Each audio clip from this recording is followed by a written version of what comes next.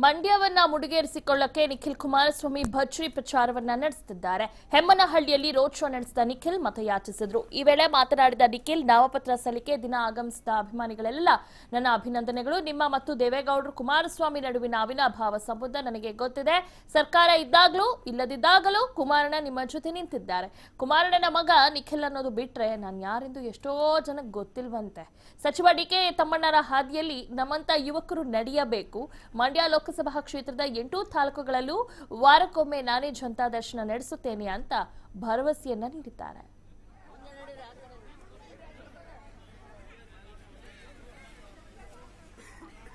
ಮಂಡ್ಯದಲ್ಲಿ ಬಿಡುವಿಲ್ಲದೆ ಸಂಚಾರ ಮಾಡ್ತಿರೋ ನಿಖಿಲ್ ಕುಮಾರಸ್ವಾಮಿ ಇನ್ನೊಂದು ಕಡೆ ಮಧೂರು ತಾಲೂಕಿನ ಆತಗೂರು ಗ್ರಾಮದಲ್ಲಿ ಭತ್ತದ ನಾಟಿ ಮಾಡಿದ್ದಾರೆ. ಚುನಾವಣಾ ಪ್ರಚಾರದ ಮಧ್ಯೆಯೇ ಗದ್ದೆಗಿಳಿದ ನಿಖಿಲ್ ಆತಗೂರು ಗ್ರಾಮದ ರೈತ ರಾಮಣ್ಣರ ಹೊಲದಲ್ಲಿ ನಾಟಿ ಮಾಡಿದ್ರು. ಈ ವೇಳೆ ಜೆಡಿಎಸ್ ನಾಯಕರು ನಿಖಿಲ್ಗೆ ಸಾಥ್ ನೀಡಿದ್ದು ತಂದೆ ಹಾದಿಯಲ್ಲಿ ನಿಖಿಲ್ ನಡೆಯುತ್ತಿದ್ದಾರೆ.